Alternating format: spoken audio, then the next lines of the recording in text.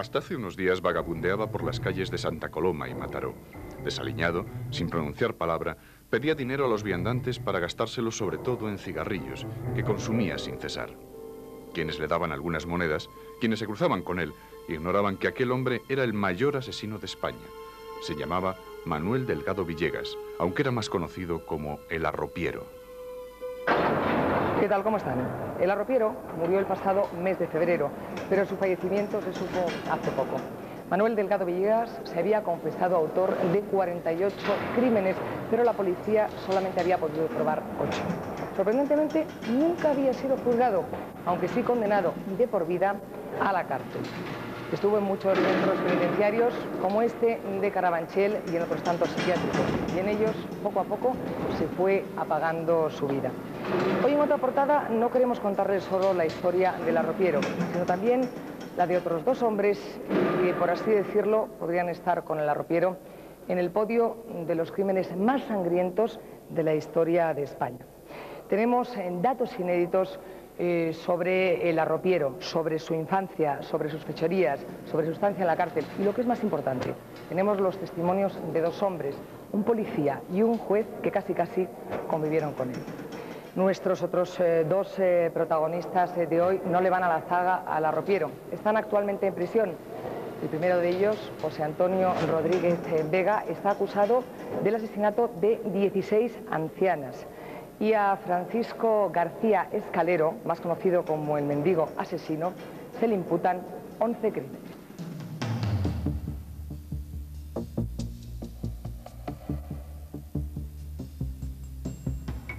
Salvador Ortega ha sido inspector de policía durante 33 años.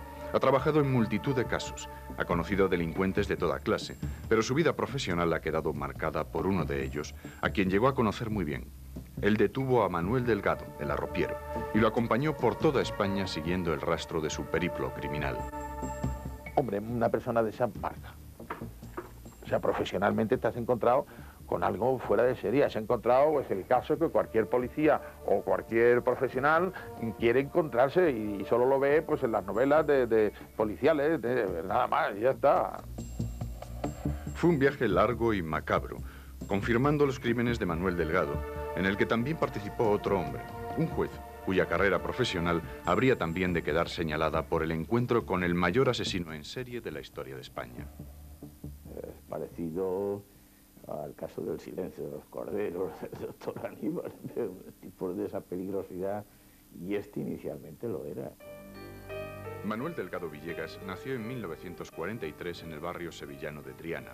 Su madre, que tan solo tenía 24 años, perdió la vida en el parto. El padre de Manuel, vendedor de un dulce de higo y miel, llamado arrope, tuvo que dejar al recién nacido y a su hermana mayor, Joaquina, en manos de su abuela, quien poco después se trasladaría a vivir a Mataró. Las mismas calles en las que murió hace unos meses fueron el escenario de su difícil infancia, en la que, dicen quienes le conocían, ya dio muestras de un carácter violento. Era travieso de por sí, de palizas pegaba a diestro y a siniestro. Y hay una cosa que a mí me llama mucho la atención, que me la recordó muchísimas veces. Dice, yo no soy normal porque fíjate que yo de pequeño, mi abuela decía que me comía la tierra de las macetas. El niño Manuel vagabundeaba por las calles de la localidad catalana cometiendo pequeñas fechorías. Por algún tiempo fue a la escuela, pero una disputa con un maestro reveló su carácter violento y fue expulsado. Manuel nunca aprendió a leer ni escribir. A los 15 años, además, perdió a su abuela y la relación con su hermana cambia. La comenzó a considerar su principal enemiga. Solo y sintiéndose abandonado, se convierte en una especie de justiciero en contra del mundo. Decía no gustarle el fútbol porque era un deporte violento y porque el público insultaba. Odiaba los toros, decía, porque, todo eso está ahí, odiaba los toros porque hacían sufrir a los pobres animales. Y bueno, y le agradaban las películas del Far West, esto cito textualmente, porque los pistoleros malos siempre eran castigados. A los 16 años, Manuel Delgado Villegas se jactaba de tener una sexualidad apasionada. Su vida transcurría entre prostitutas, proxenetas y homosexuales, entre los que, por cierto, su apostura causaba verdaderos estragos. El sexo, que luego él iba a practicar con los cadáveres de sus víctimas, iba a estar presente en todos sus crímenes. Era una mezcla de atracción y rechazo. Decía odiar a las prostitutas y homosexuales, pero en realidad ese era su mundo. El arropiero vivió durante mucho tiempo, mucha parte de su vida, de su cuerpo, de alquilarse, de chulear mujeres y de ir con hombres a cambio de dinero. Sin embargo, él odiaba a las prostitutas, a determinado tipo de prostitutas y también a determinado tipo de homosexuales. Manuel Delgado va forjando su carácter violento mientras vagabundea por toda España y algunos países europeos, pasando la frontera clandestinamente. Finalmente, a los 20 años, decide ingresar en el Tercio Sahariano de la Legión. Un paso decisivo en su carrera de matar, pues allí aprende el golpe de karate con el que asesinaría a muchas de sus víctimas. Pero ni siquiera en aquel duro cuerpo militar pueden soportar a Manuel Delgado y a los 6 meses es expulsado. Era demasiado agresivo. De vuelta a las calles, Manuel comete pequeños delitos por los que es detenido en varias ocasiones. Acosado por la policía, huye de Barcelona y se instala en el puerto de Santa María, Cádiz, junto con su padre y la nueva esposa de este. Fue tal vez la etapa más tranquila de su vida. Aprende el oficio de su padre y pasa varios meses vendiendo arrope. Da la imagen de un joven tranquilo y simpático. Para entonces, el arropiero ya tenía muchos crímenes sin descubrir a sus espaldas. Según confesó más tarde, por aquella época ya había matado a 46 personas. Se lo veía por la calle, era una persona normal. No se veía él para lo que hizo, vamos, que no nadie esperaba que hiciera lo que hizo. Fuerte, un tío fuerte. Un tío, vamos, normal. Venía, me cambiaba las monedas, yo le convidaba, en fin. No se veía al niño malo ni nada. Los chiquillos lo trataba a ellos muy bien, con las ropillas, y lo acariciaba y todo, que no se le veía a él lo que era, oye. Aquella etapa de tranquilidad no dura más allá de 4 meses. Pronto Manuel Delgado, ya con su título de arropiero, vuelve a las andadas. Su novia, deficiente mental, 10 años mayor que él, desaparece sin dejar rastro. El inspector Ortega sospecha inmediatamente de Manuel. Empezamos a preguntarle y nos dio una coartada perfecta. Nos enseñó 2 entradas de que había estado, 2 entradas que había estado con ella en el cine y que después del cine la llevó a la puerta de su casa. Y eran 2 entradas cortadas de uno de los cines, que era el cine moderno, de uno de los cines de Puerto Santa María. Le preguntamos por qué película vio y efectivamente nos dio el título de la película. La casualidad es que yo había visto esa película y le dije que me contara el argumento y no me lo supo contar. Por ahí descubrimos que nos estaban mintiendo. Y es al cabo de las 48 horas cuando él nos cuenta, pero nos cuenta que efectivamente ha estrangulado a su novia y que está tirada en el campo, y él nos lleva a donde está su novia desnuda completamente, aún con el panty que llevaba encima y estrangulada con el panty, o sea, estaba allí perfectamente. Desnuda completamente, desde la garganta hasta los pies, y después nos enteramos, porque nos lo confiesa, de que durante el tiempo que ha estado allí, que estuvo pues casi 6 o 7 días, él estuvo al menos 2 veces visitándola por la noche y cohabitando con ella después de muerta. Ese es el último crimen de este hombre y es el que nos permite contactarlo. Es el comienzo de una pesadilla para el inspector Ortega y para el juez Conrado Gallardo. Manuel Delgado Villegas, el arropiero, comienza entonces a confesar crímenes, uno detrás de otro. Tú eres un robaperas, tú has asesinado a tu novia porque sí, tú eres un sinvergüenza, y entonces a partir de esto el otro reaccionó. Y Manuel Delgado Villegas entonces le dijo: oiga, usted no sabe los crímenes que yo he cometido más que los servicios que usted haya hecho. El relato es vertiginoso. Después de confesar el asesinato de Antoñita, su novia, reconoce haber matado un mes antes a Francisco Marín, de 24 años, quien apareció ahogado en el río Guadalete con un fuerte golpe en el cuello. Según contó a la policía, el joven le había propuesto mantener relaciones sexuales. El día 3 de diciembre de 1970 apareció en la orilla del río el cadáver de un hombre que a primera vista daba la impresión de que había caído del precipicio y a consecuencia de esto le sobrevino la muerte. Con posterioridad y por la autopsia se pudo determinar de que esta muerte no le vino a consecuencia de la caída, sino que había sido resultado de una muerte violenta a consecuencia de un golpe en seco que le habían producido en la garganta partiendo la nuez. Nosotros no podemos sacarle nada, porque en aquel momento no conocíamos sus andanzas y no conocíamos la vida y no conocíamos nada de nada. O sea, él es el que empieza a contarnos su vida. Y dentro de la vida nos cuenta una serie de anomalías, como puede representar pues acciones con indicios de criminalidad y muchas pues diciendo que efectivamente se los había cargado. No realmente como había matado a la gente, sino porque él decía, pues no sé, me encontré con este chico que me propuso irme con él, que yo le hiciera algo, él me daba dinero, luego después me quiso pagar, surgió una discusión, yo le di un golpe, efectivamente, eso es. Aquel golpe aprendido en la Legión es su arma predilecta de matar, pero no la única. Son tantos los crímenes que confiesa, tantos y diversos, que para el inspector Salvador Ortega y el juez especial Conrado Gallardo comienza la investigación más importante de sus carreras profesionales: reconstruir uno por uno los crímenes que el arropiero les iba confesando. Esos dos crímenes se reconstruyen perfectamente y entonces es cuando él inicia pues ese vínculo de unión que nace entre nosotros dos, entre él y yo, y empieza a contarme su vida. Y me cuenta pues que conoció a una chica una vez, que era en Mataró, que esa chica iba por el puente, que era una prostituta, que le pidió acostarse con él, que él no podía y entonces lo insultó y que entonces le dio un empujón y la cayó por un puente a una torrentera. Claro, la chica que él decía que era prostituta, que tenía 20 y tantos años y no sé qué, resulta ser una anciana de 60 y tantos años que efectivamente él la ataca para quitarle el monedero, la empuja y la tira por la torrentera abajo. Baja, con una fractura abierta que tenía esa mujer, como se dictaminó en la autopsia, es una fractura abierta con el fémur cascado, roto, y parte del hueso fuera, baja y cohabita con ella. Este fue uno de los 8 crímenes que la policía investigó hasta tener la certeza absoluta de su autoría.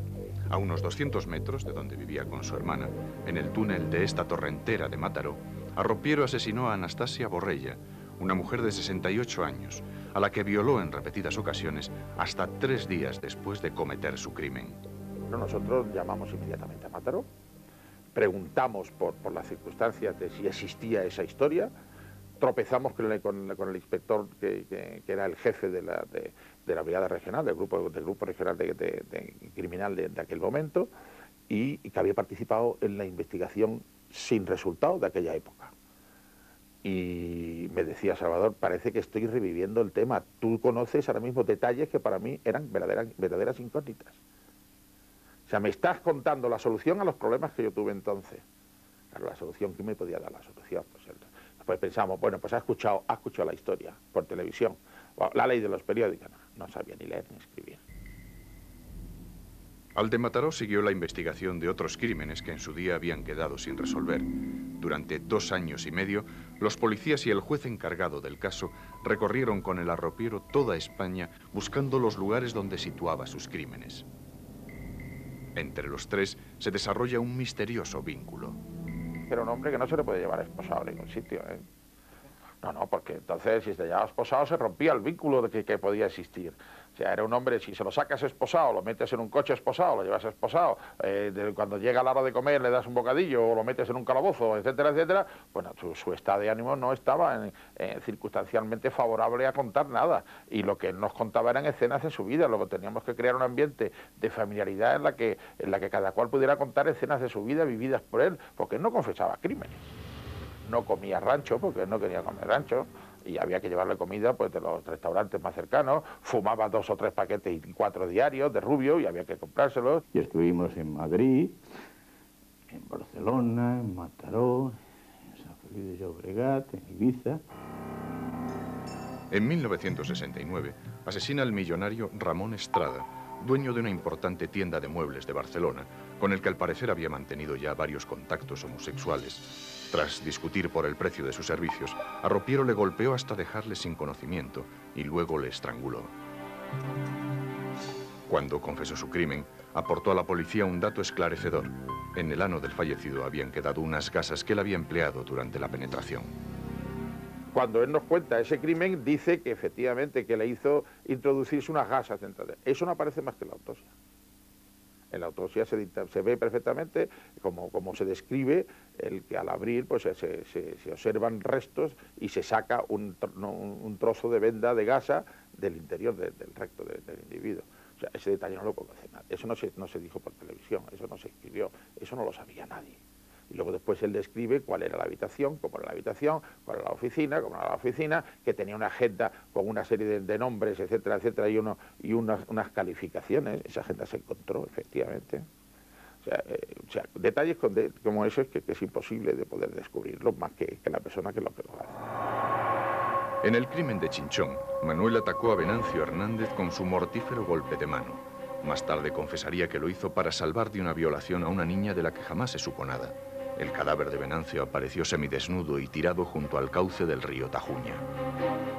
Entonces nos lleva al sitio, coincide exactamente con el sitio que era de este señor, nos lleva a la casetilla, coincide con la casetilla que nos había descrito, nos lleva a la curva del río, coincide con el tema de la curva del río, y lo que más coincide es la vista que él veía del castillo y del sitio de Chinchón desde donde estaba.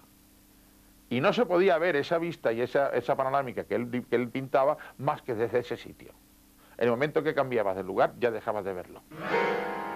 Cuando narraba los detalles de sus crímenes, su memoria fotográfica era prodigiosa, pero las investigaciones se complicaban porque sus coordenadas espaciotemporales estaban completamente trastornadas. Cuando él te contaba un crimen, pues él naturalmente no decía así, era una mujer de 60 años, era una mujer de 30 años, ahí las coordenadas de espacio-tiempo lo situaba, te decía, no, esto, paseando yo por la Costa Azul, y a lo mejor no había Cerez de Figueras, el pobre hombre, o era en la Costa Brava, o en la costa de Garraf. Efectivamente así. Y pues me encontré una mujer que me propuso que me liara con ella y estuve viviendo con ella. Esto fue uno de los crímenes que contó y que no se llegó a descubrir.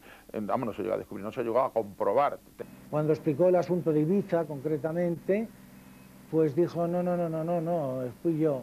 Pero no, hombre, no puede ser. Sí, fui yo. Yo entré, yo vi salir al americano, dejó la puerta abierta, yo entré. Habían 3 armarios, en un armario había una colcha así y tal, y lo describió todo. Era fotográfico, total y absolutamente fotográfico. El crimen de Ibiza, en el que murió la francesa Margaret Boudry, y por el que un chico americano pasó un año en prisión, fue durante muchos años todo un misterio. Manuel aprovechó un momento en el que la joven permanecía sola, dormida y drogada. Tras intentar abusar de ella, la asfixió con la almohada y comenzó una macabra ceremonia de sadismo y sangre.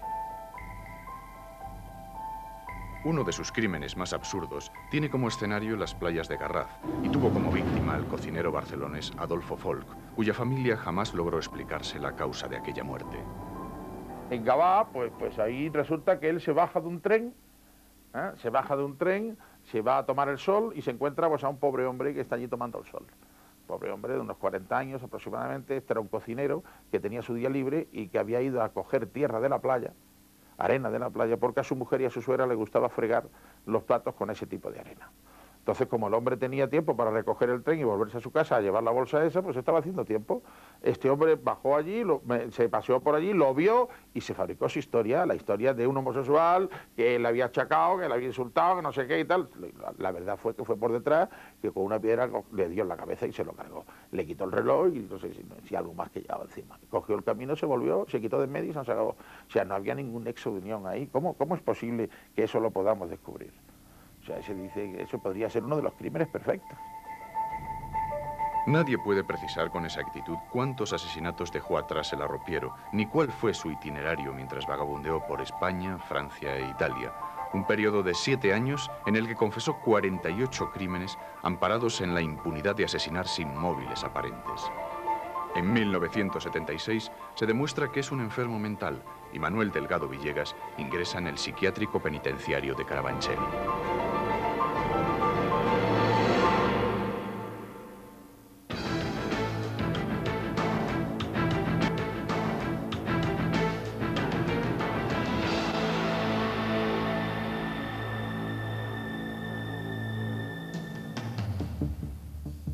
Aquí en Carabanchel el arropiero pronto se convirtió en un mito, en un preso respetado, casi en una institución. Sus cruentos crímenes le habían granjeado la fama de hombre peligroso, duro, sin fisuras.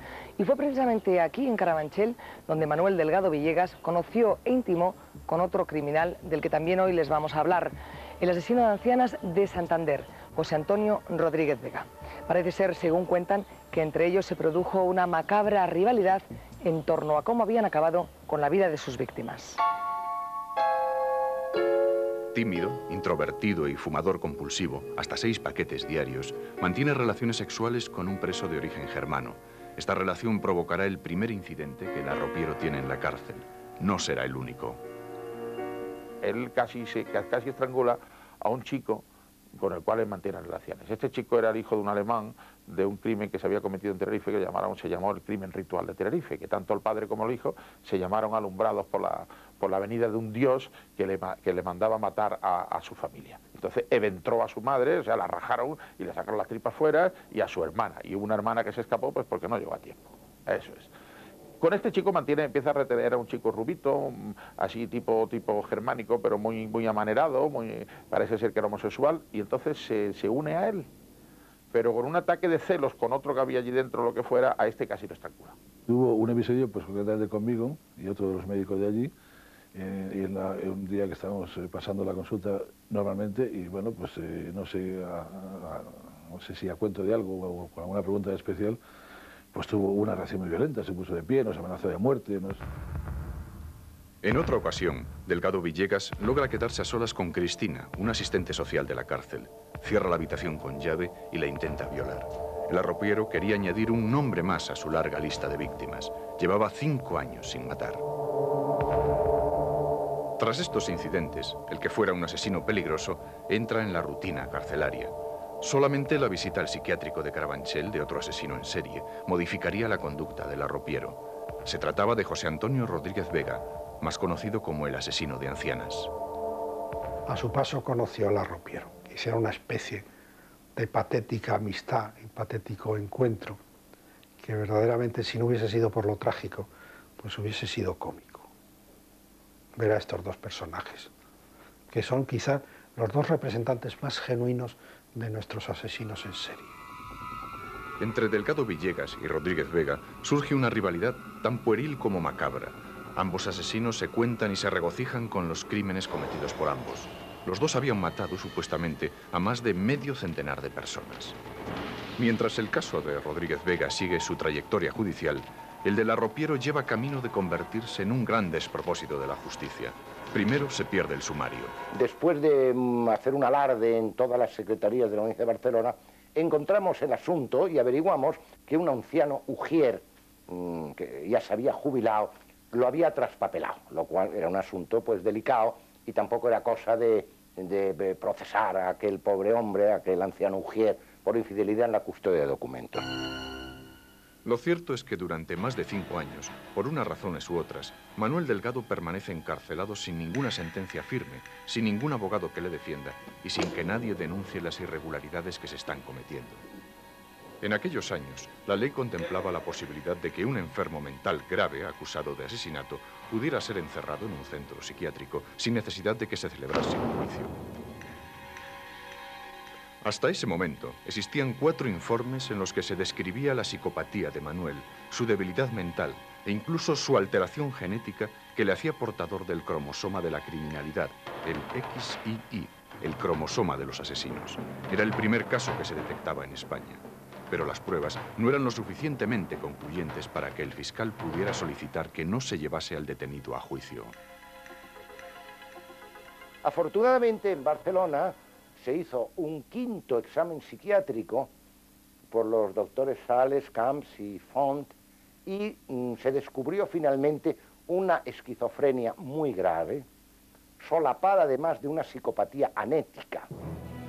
Juan Antonio Roqueta, un letrado catalán, asume la defensa de Manuel Delgado a petición de su profesor, el fiscal Alejandro del Toro, que se encargaba del caso. En el año 76 estamos en plena instrucción. Yo ya soy nombrado abogado, no de oficio. Me lo pide Alejandro del Toro, precisamente. Me dice, ¿quieres sangre? ¿Quieres un asunto de sangre? Pues ahí lo tiene. Entonces yo lo fui a ver a la cárcel. No tardaron mucho tiempo en dar carpetazo al asunto. La sección segunda de la Audiencia Nacional sobreseyó el caso ordenando el ingreso inmediato e indefinido del arropiero en el psiquiátrico penitenciario de Carabanchel. Si no lo hubieran declarado loco, posiblemente este señor lo hubieran ejecutado, muy posiblemente. Y ese era el gran problema, o sea, que lo hubieran ejecutado entonces. Ellos no querían que se le juzgara para que no pudiera acogerse a los beneficios de la Ley General Penitenciaria. O sea, que no le dieran permiso de salida. Y claro, si le juzgaban le tenían que sentenciar. Y con arreglo a esa sentencia, pues se contaba el tiempo que podía estar encerrado y los permisos que tenía que disfrutar. Y como sabían que nada más salir de la cárcel mataría, pues no convenía tenerle en ese régimen. Los barrotes del psiquiátrico penitenciario de Carabanchel fueron durante 12 años los mudos testigos del deterioro físico y psíquico de un hombre que no sabía de leyes ni de derechos. El 7 de julio de 1998, y ante el inminente cierre del psiquiátrico penitenciario de Carabanchel, Delgado Villegas es trasladado a la cárcel de Foncalén, en Alicante. Era un enfermo crónico que fumaba mucho, o sea, por eso padecía una bronconeumonopatía crónica, una enfermedad pulmonar obstructiva crónica, y durante su estancia aquí, si no era la obsesión esa por el tabaco y algunas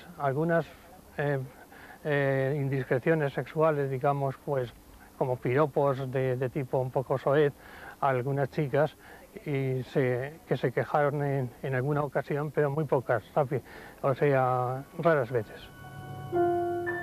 En esta celda pasó el arropiero sus últimos días en el psiquiátrico penitenciario de Foncalén.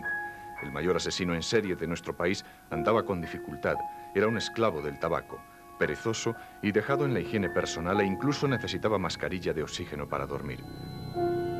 El arropiero era ya una caricatura del exlegionario de antaño que utilizaba su atractivo rostro para embaucar a sus víctimas. La cara para mí era personalmente bastante desagradable, ¿no? Y el aspecto físico y sus andares eran así unos andares como muy alicaídos, ¿no? Muy arrastrando. Pero luego, ya te digo, los últimos años que estuve aquí no daba la impresión así como de un señor agresivo que te iba a hacer algo continuamente, que tenías que estar a defensiva. Veía que la gente más o menos se relajaba, ¿no? Cuando estuve en el departamento de enfermería con él. En Foncalén, un asistente social consigue que se le reconozca una pensión de incapacidad de 50.000 pesetas por un accidente laboral que sufrió años antes en Barcelona. Con ese dinero, logra llevar una vida carcelaria acomodada. Aún así, quiere más tabaco. Su adicción es cada vez mayor, patológica e incombustible. Llega a humillarse por un cigarro. Yo lo recuerdo, por lo menos, en el departamento de enfermería pidiendo tabaco, incluso a mí y a otras compañeras, de casi de llegar a arrodillarse, ¿no? Por favor, señorita, deme un cigarrito, ¿no? No sé, casi ya incluso, no es que te diese pena, ¿no? Pero decías, joder, que este tío ha matado a tanta gente, ¿no? Y que ahora esté aquí casi suplicando por un cigarro. Y bueno, tengo conocimiento así con los demás pacientes que habían en el departamento de enfermería, que bueno, pues que llegó a pagar bastante dinero por un cigarro, pues no sé, quizá 1.000 pesetas, 2.000 pesetas por un cigarro.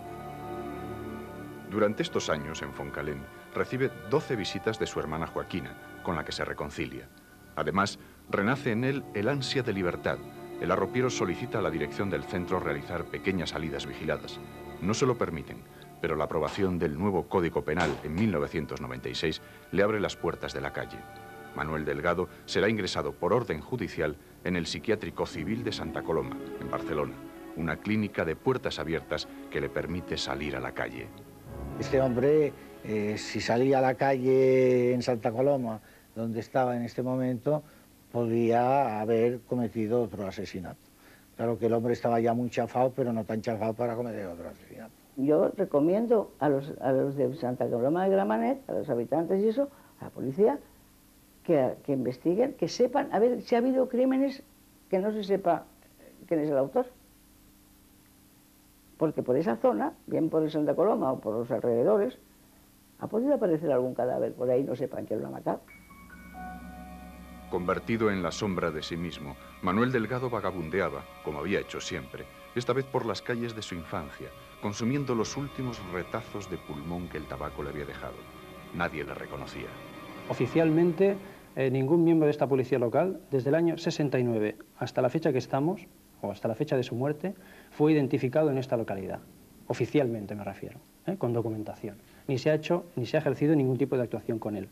Los comentarios son comentarios, que parece ser que ha ejercido la mendicidad en la ciudad recientemente, podría ser. ¿Que ha visitado a su hermana? Podría ser. Su adicción a la nicotina le lleva a ser ingresado hasta 6 veces en el hospital de Canrutí. A los 10 días de su último ingreso, el 23 de enero del 98, deja de respirar. Joaquina se encarga de preparar el velatorio para esa misma tarde en las capillas Collserola de Barcelona. Un día después, el cuerpo del arropiero es incinerado. Su hermana se encierra en casa. Hola, Joaquina, buenas ¿Qué pasa? tardes. ¿Qué pasa? Vengo de Antena 3 Tele. Venga ya. Joaquina, hágame caso un momento. Así, vagabundeando por las calles, acabó la vida de Manuel Delgado Villegas, el arropiero, considerado el mayor asesino en serie de la historia de España. En su macabro trono le han sucedido 2 hombres hoy entre rejas.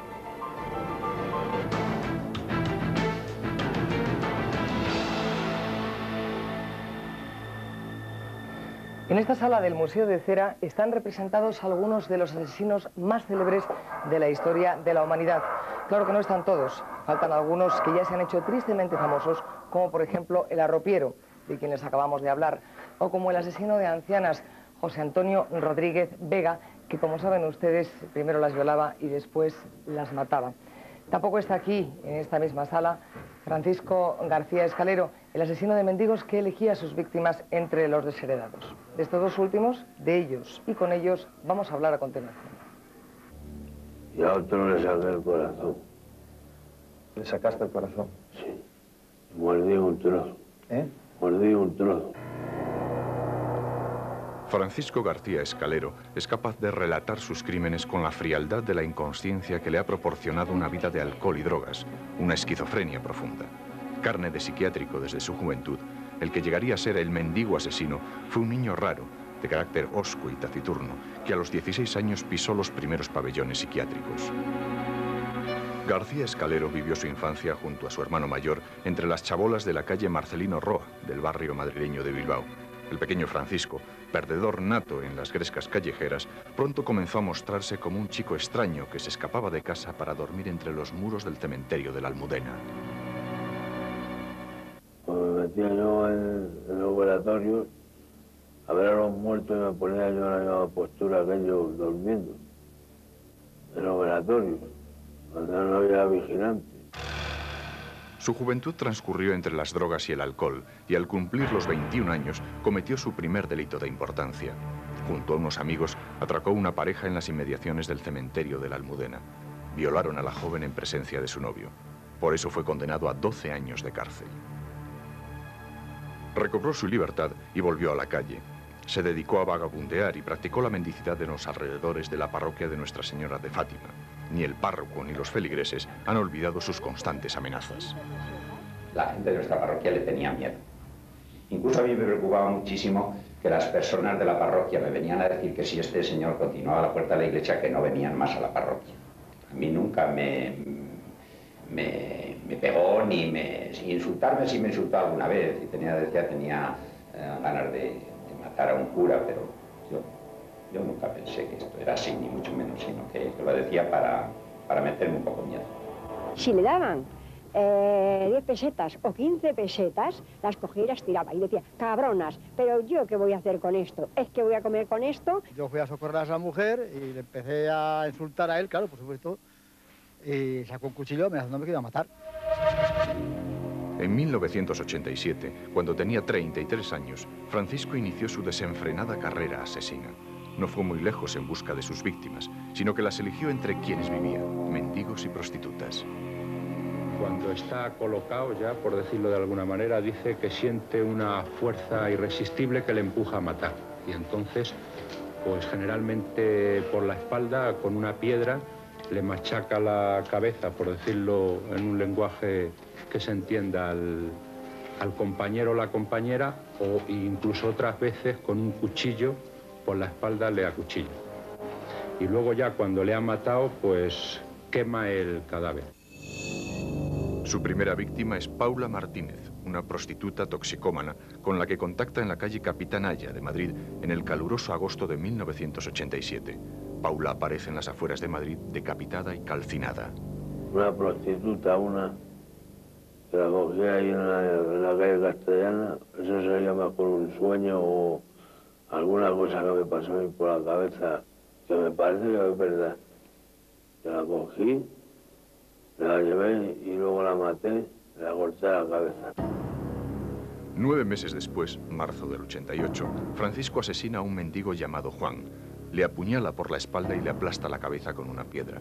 Apenas unos meses después, otro Juan, otro sin techo que compartió con él muchas jornadas en comedores de la beneficencia, aparece quemado y muerto junto a la tapia del cementerio de Aluche. En marzo del 89, un mendigo llamado Ángel aparece semidecapitado y con las yemas de los dedos amputadas. 2 meses después, mayo, un indigente de 65 años, por nombre Julio, es encontrado cosido a puñaladas con el pene amputado y su cuerpo carbonizado. La sección de homicidios de Madrid cree que entre estas muertes no existe conexión alguna. Francisco García Escalero no ceja en su impulso asesino. Sus siguientes 5 víctimas aparecen también mutiladas, quemadas, decapitadas. La investigación policial no encuentra solución a este rompecabezas macabro. Hasta que, pasados 7 años del primer crimen, la policía se pone en la pista. Francisco y su amigo y compañero de correrías, Víctor Luis Criado, se fugan juntos del Hospital Psiquiátrico Alonso Vega de Madrid. 48 horas más tarde, Víctor aparece muerto con el cráneo hundido y quemado entre papeles y mantas en la tapia de la Iglesia de los Sagrados Corazones. García Escalero es detenido e interrogado por la policía y confiesa. Compré yo bastante vino y él también bebió. Y me acuerdo que le di con una piedra en la cabeza y yo lo quemé.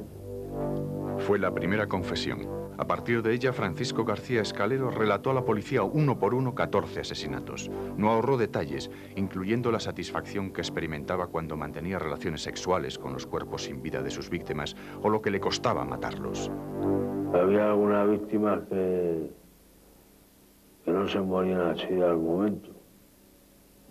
Me tenía que dar más.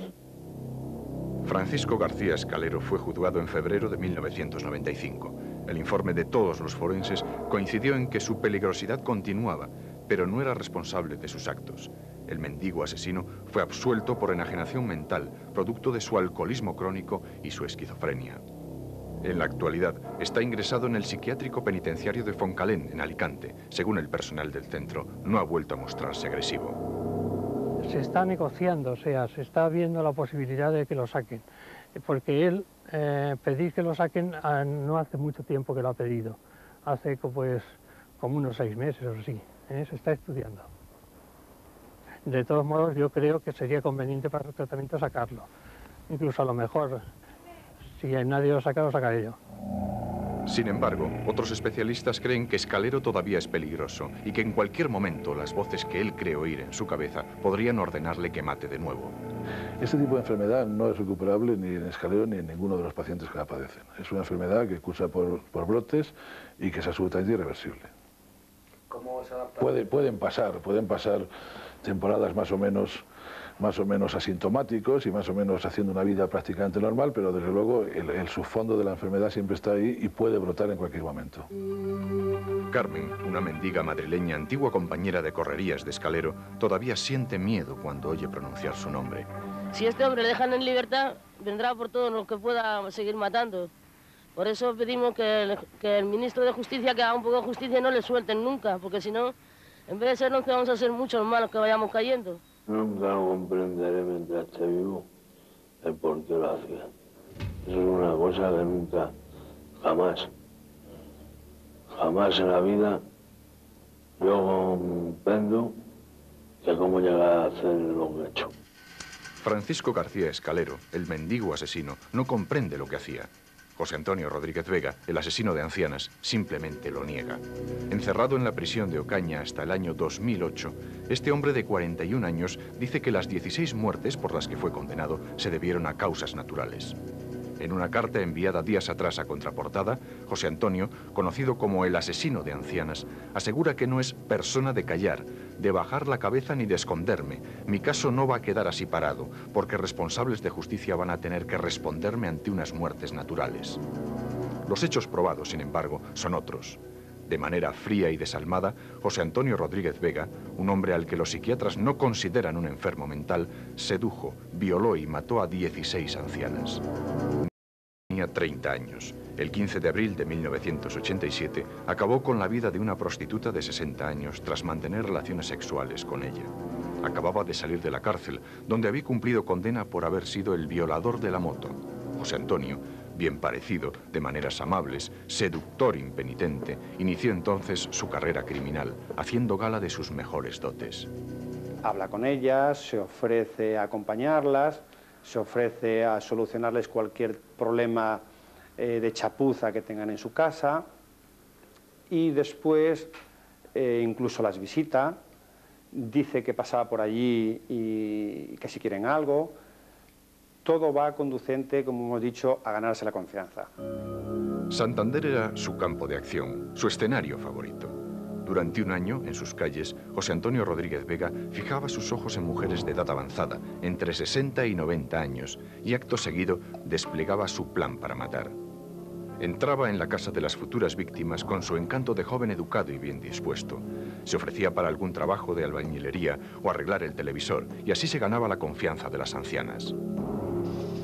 Antes de desatar lo que es la agresión física propiamente dicha, bueno, pues él empezaba haciendo caricias, empezaba haciendo tocamientos, este tipo de cosas.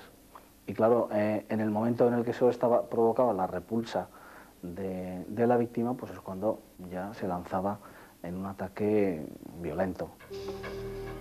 Rodríguez Vega tapaba la nariz y la boca de las ancianas, les impedía respirar y provocaba un edema de pulmón con parada cardíaca. Así actuaba una y otra vez. Manuela González, de 80 años, fue su quinta víctima. La impotencia que yo sentí, y creo que todo el mundo, fue total, ¿eh? O sea, porque es que no es un tiro en la cabeza, ni un tiro por detrás, ni no sé cosa así. O sea, es un señor, un psicópata que llega allí y mata sabiendo, es muy inteligente y mata con las manos. O sea, no mata de un tiro ni de un garrotazo, o sea, mata haciendo sufrir. Viéndola en la caja vi que había sido golpeada, tenía el puente en la nariz roto, y un arañazo en la cara. Entonces las gafas no aparecieron y eso a mí me hizo sospechar. Entonces yo dije que no, o sea, que no había sido muerte natural, pero mi madre y mi tía se opusieron a que harían cualquier clase de investigación y tal. Entonces se la enterró como muerte natural. Las víctimas presentaban escasos signos de violencia y los forenses dictaminaron muerte natural en la mayoría de los casos. La policía ni siquiera llegaba a plantearse la sospecha. Parecía una extraña epidemia que azotaba a las ancianas de Santander.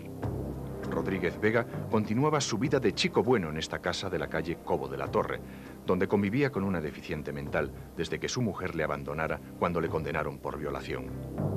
En esta casa guardaba su secreto, su particular museo de los horrores, porque José Antonio era fetichista y después de cada crimen robaba un objeto de la víctima, preferentemente de color rojo, y lo sumaba a su siniestra colección. Muñecas, pulseras, relojes, imágenes de santos, cada uno de ellos en memoria de los asesinatos que cometía. Este hombre es una persona muy ordenada, podríamos decir casi un maniático del orden, y aquello pues parecía una pequeña exposición. La habitación concretamente de ellos tenía unas luces rojas y los objetos estaban colocados casi expuestos. Podríamos pensar que es una manera de fetichismo. El fetichismo de un psicópata, un perverso sexual, que aseguró durante el juicio que actuaba movido por un sentimiento de odio hacia su suegra y hacia su madre, por la que, por otro lado, se sentía atraído sexualmente desde niño. Durante un año, en la más absoluta de las impunidades, José Antonio mató a ancianas sin cesar, hasta que cometió un error. En esta casa de la calle de la Roca, donde mató a Margarita González, de 82 años, la policía encontró signos de violencia en lo que parecía, una vez más, una muerte natural. Esta señora me parece que tenía unas baldosas sueltas y fue, como iba, como si sería albañil, pues la mujer le mandó, informó cómo vivía sola y todo eso, y fue cuando aprovechó el tío a hacer la matanza. Poco después, el asesino de ancianas cometió otro error. Nuevas huellas de violencia en esta casa de la calle Zaragoza, donde se había prestado para realizar una chapuza de albañilería a Natividad Robledo, una viuda de 66 años. Con las bragas puestas, pero echadas un poco para abajo. Y ya como la taparon y dijeron no se puede tocar más, fuera. ¿Sí? Sí, un poquitín de sangre había debajo del pompis. Vamos. Y eso no se sabe de qué, si podría ser de violarla o del hierro que la metiera. Creen que la metieron algo. La policía comprendió al fin que tantas muertes de ancianas no eran una epidemia. El 19 de mayo de 1988, José Antonio fue detenido y, como suele ocurrir con los psicópatas, confesó sus fechorías a la policía. A la hora del juicio, sin embargo, Rodríguez Vega lo negó todo y desde entonces, de cárcel en cárcel, estudia Derecho y se empeña en tratar de demostrar que es inocente. No obstante, los informes psiquiátricos son terminantes. Lo consideran un perverso sexual, una verdadera máquina de matar que distingue el mal. Por ello, fue sentenciado a más de 400 años de cárcel. Cumplirá la pena máxima. Porque llegamos a la conclusión de que su imputabilidad era plena, porque su inteligencia era absolutamente brillante y su voluntad no estaba determinada por sus problemas. Este era un psicópata criminal, un psicópata desalmado, un psicópata con esa característica de este grupo de psicópatas, que es esa frialdad. Son capaces, como dicen los clásicos, de andar sobre cadáveres, no se conmueven, no tienen nunca ningún tipo de remordimiento, de vergüenza, de pundonor. Es decir, es un personaje verdaderamente hecho para el crimen. Hechos para el crimen, nacidos para matar. José Antonio Rodríguez Vega, el asesino de ancianas. Manuel García Escalero, el asesino de mendigos. Y Manuel Delgado Villegas, el arropiero. 3 hombres, 3 criminales, 3 asesinos en serie. Hay quien asegura que la historia de los pueblos puede contarse a través de la historia de sus criminales y naturalmente de los crímenes que han cometido. Si eso es así, nosotros hoy les hemos relatado buena parte de nuestra propia historia a través de la historia del arropiero, del mendigo asesino y del asesino de ancianas. Y es una parte de nuestra historia que, por desgracia, puede ser que siga viva, porque en nuestras calles o caminando entre nosotros puede ser que algún asesino continúe suelto. Gracias por acompañarnos. Ha sido todo. Hasta el próximo domingo.